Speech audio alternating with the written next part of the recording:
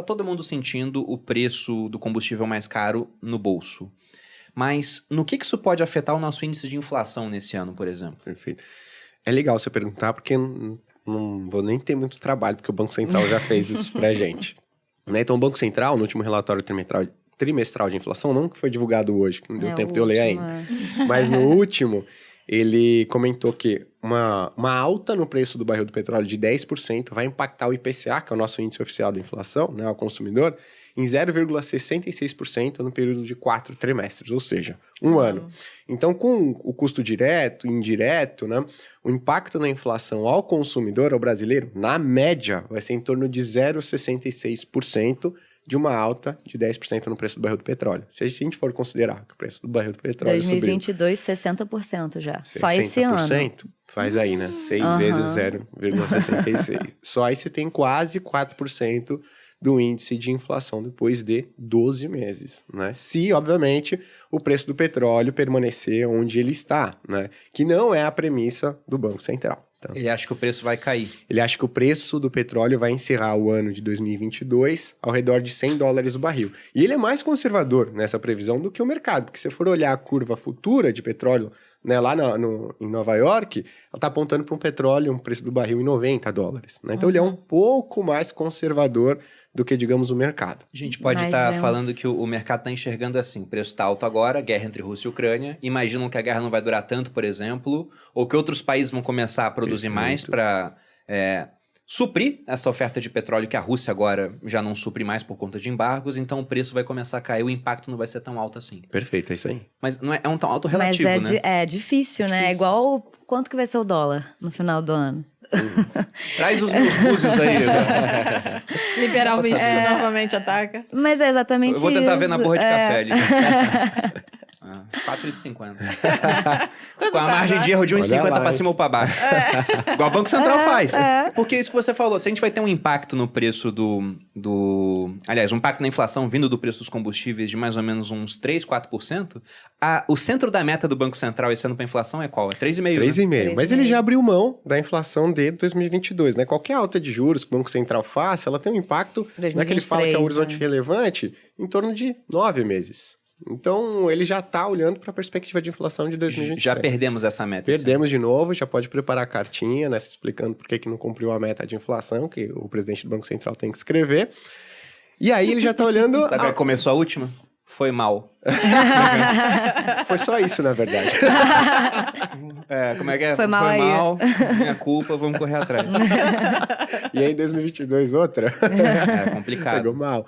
Mas aí ele já tá olhando para 2023. E aí, por que ele é conservador nessa projeção? Porque o mais correto a vocês fazer é falar o seguinte, eu vou pegar a projeção do mercado, que é a mais eficiente, digamos assim, né? Por que ele coloca $100? Porque se ele pegasse a curva de mercado, ele ia ter uma projeção de inflação para 2023 abaixo do piso da meta. Ele teria que escrever uma cartinha para outro fator. Porque ficou abaixo. Ele falou assim, cara, se eu pego a projeção de mercado, aqui segundo os meus modelos, eu vou ter uma projeção de inflação para 2022 ao redor ali de 2,5%.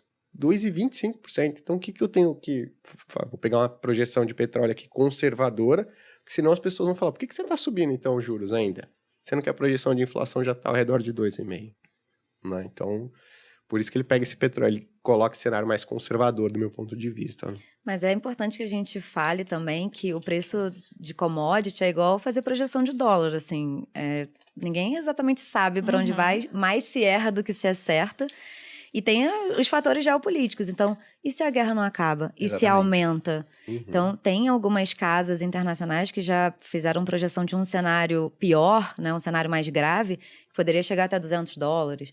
Tem gente que acha que, mesmo que se o Putin chegue hoje e fale, acabou a guerra, não quero mais, parei aqui, as sanções econômicas, elas não acabam junto com esse cessar-fogo. Elas ainda permanecem. Por quanto tempo?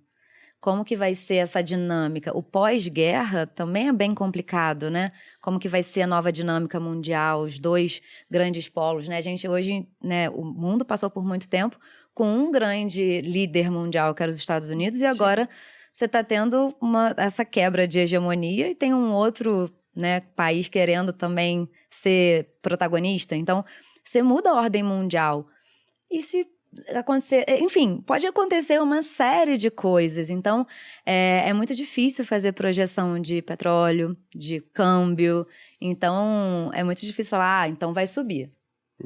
A gente estima, projeta que fique em torno de $100, mas depende do câmbio, depende de guerra, São depende muitos fatores. É muita Sim. coisa para ser levada em consideração. São Não é tão muitos fatores. simples.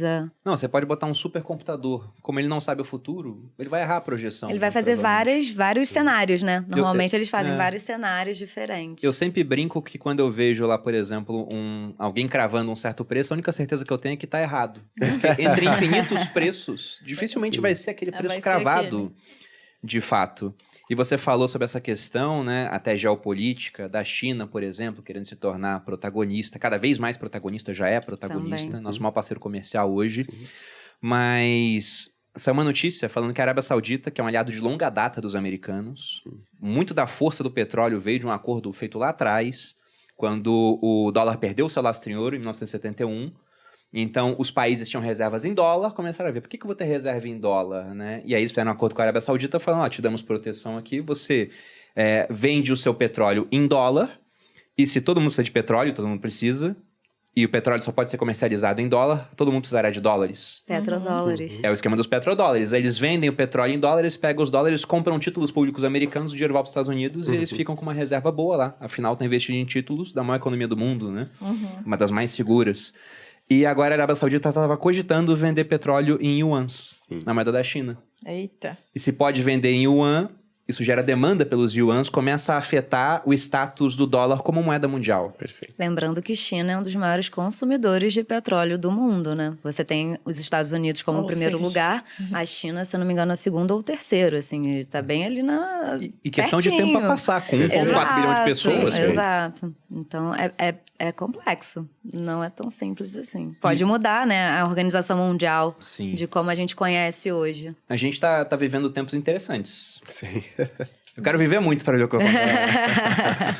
Mas, pensando Mas, nas contas... Quer falar alguma amor, coisa, por não, favor? eu acho que você ia perguntar isso. Eu queria entender por que a gente começou a falar dos juros. Ah, sim, do impacto da inflação na vida das pessoas. Isso. Eu sei que é impossível a gente prever futuro aqui, mas na visão de vocês, em quanto mais ou menos deve fechar a inflação esse ano? E, lembrando que para controlar a inflação, o Banco Central sobe a Selic, né? Quais são as projeções do mercado hoje, tanto para a inflação quanto para a Selic? Porque a gente entra no impacto na vida das pessoas. Sim. Em torno de 6,5%, 7%. 6,5%, 7%? 6,5%, 7%. Então, isso deve encerrar a inflação, a gente, esse ano, em 6,5%, 7%. Se você retomar o ano de 2015, que lá a inflação terminou um pouco acima de 10,5%, né? O segundo ano... 6 e pouco. 6,5%. Terceiro ano, 3 e pouco. Né? Então, a gente está caminhando para um cenário de inflação Parecido, né? bem semelhante, né? 10%, depois o ano tendo uma desinflação, mas uma desinflação pequena, né? Porque você tem uma inércia vinda ainda de outros, né? De outros setores.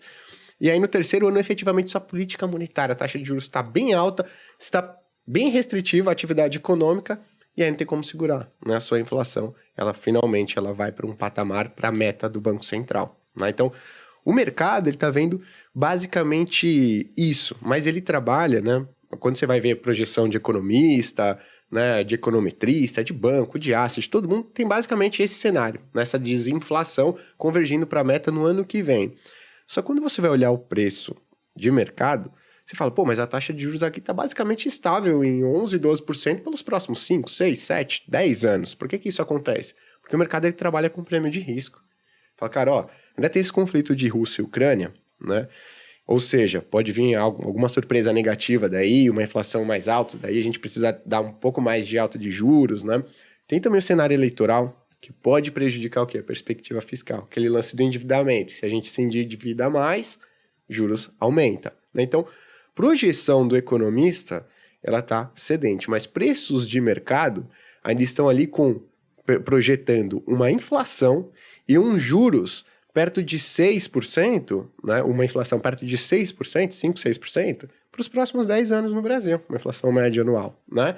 E os juros ao redor de 12% média anual para os próximos 10 anos. Né? Então é isso que a gente está vendo nos preços de mercado. Porque o que significa? Que o mercado não sabe fazer conta? Não, porque o mercado está trabalhando com um prêmio de risco, porque o risco existe. né? Projeção do economista é uma coisa. Pensa você, né? O economista ele faz a projeção e fala, ó, meu modelo cuspiu isso daqui.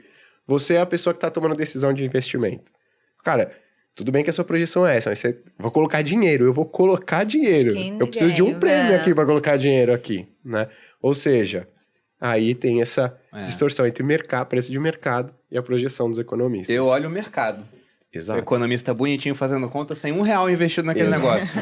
Exato. Eu prefiro olhar o mercado. E todo meu respeito aos economistas, estou sentado com 2 aqui. Tá? Mas o que veio na minha cabeça é aquela frase do Roberto Campos, que é avô do presidente do Banco Central hoje, que ele dizia que há 3 maneiras de chegar até a ruína. A mais divertida é com jogo, a mais prazerosa com mulheres, e a mais segura é ouvindo os conselhos de um economista. ele em si era um economista, tá? Só para deixar bem claro aqui.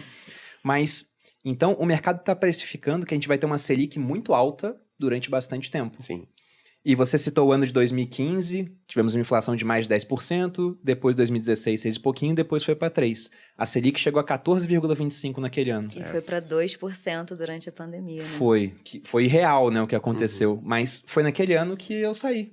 Porque a gente não tinha 1 milhão ainda investido, mas com os juros daquela época, eu já conseguia, com 880 mil mais ou menos aplicados... Projetar mais ou menos eu falei, tá safe, a gente consegue hoje se dedicar aos negócios online, posso sair do exército por conta daqueles juros altos daquela época. 14, né, daquela época. Você enxerga, por exemplo, você que olha bastante a renda fixa, chegar a 14? Olha, é possível? Mas não é provável. E acho que todas as nossas decisões de investimento, que envolvem qualquer tipo de dinheiro, sua relação com dinheiro, elas têm que focar no que é provável e não no que é possível, né? Então, aos olhos de hoje, eu acho que ela é possível, mas não provável. Então, eu coloco mais as minhas fichas no cenário mais provável, que ela se mantenha ali abaixo, perto de 13% ao ano. Ah, Guilherme, por quê? Que um pouco abaixo, sendo que a inflação está muito parecida. Por que a nossa chamada... Pô, se ficar chato, vocês avisem aí nos comentários.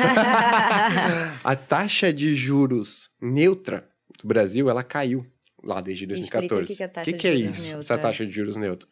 É uma taxa de juros que ela não pressiona, não estimula e nem restringe a atividade econômica.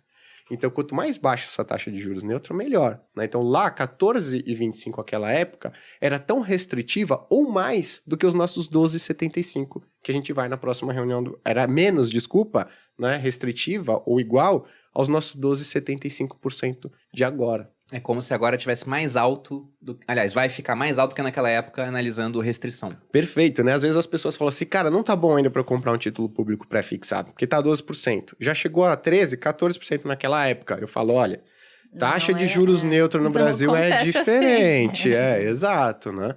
Então a gente tem sempre que lembrar isso. Então, em termos de restrição à atividade econômica, a gente tá muito semelhante ao que a gente tava lá com a taxa Selic a 14,25%. Ah, e detalhe, né? O efeito da política monetária, ou seja, o efeito de uma alta da Selic, ele só vai se refletir na atividade econômica de 6 a 9 meses depois. Então, o que a gente está vivendo hoje, assim, a economia, ela está girando hoje, basicamente com uma Selic de 4%, 5%. Que era a média, né? Exato, que era o que estava 6, 9 meses atrás, né? Então, imagine, e já, a taxa de desemprego está alta, né? A atividade, ok, ela está... surpreendendo marginalmente positivamente as projeções dos economistas, mas a expectativa é o PIB subir 0,10, 0,20 esse ano. Não dá pra gente dizer que é uma atividade econômica, nossa, muito boa, né? Imagina quando a atividade econômica estiver rodando com uma Selic cheia a 12,75% ao ano. A gente gosta de olhar a relação de dívida de um país em comparação com o PIB. Se o PIB não dívida cresce, PIB, exatamente. e a dívida cresce. Se a dívida, e a gente é uma economia deficitária, a gente gasta mais do que arrecada. Então já vai ter que fazer mais dívida. Mas se não tivesse que fazer mais dívida, essa dívida vai estar crescendo numa taxa média e vamos botar de 12%. Enquanto o PIB, com a previsão de crescimento do PIB? Zero. Zero? Então a gente tem um crescendo 0 e o outro crescendo 2 dígitos ao ano. A gente tem uma relação dívida PIB hoje de 80%, que já é 50% maior do que a média dos emergentes. Daqui a pouco isso aí passa de 100%. Tem países que têm mais de 100, Estados Unidos, Japão tem dívida pra caramba, mas Estados Unidos e Japão, né? A estrutura é totalmente diferente. Eles têm muito mais confiança internacional. Então, hoje, apenas para vocês entenderem o que é a dívida pública em 80% do PIB. Significa que cada R$1 de riqueza que você gera, existem 80 centavos de dívida. E pode ser que daqui a pouco seja 1 para 1, ou até mais dívida do que o que a gente está gerando de riqueza. Então, manter juros altos assim por muito tempo é terrível. Terrível. Eu costumo dizer que para facilitar esse da dívida, PIB, quanto você ganha por mês? 5 mil por mês? Pô, você ganha 60 mil no ano. Então, pensa que você está devendo ali 50 mil reais. Né? Você, poxa, eu ganho 60 mil reais no ano, tô com uma dívida no banco aqui que tá crescendo a cada mês, a cada dia, basicamente, né? Tenho 50 mil reais de dívida no banco, cara. Então, o que você faz quando você tem uma dívida dessa e uma renda que compromete boa parte da sua renda? Você precisa pagar o mais rápido possível. O que o Brasil faz? Enrola. Cara, eu vou continuar aumentando essa dívida aí, até o cara vir me cobrar aqui. Só se vive uma vez. É basicamente isso. E no final, quem vai pagar essa dívida somos nós, tá? Porque o governo vai pegar nosso dinheiro de imposto para pagar essa dívida.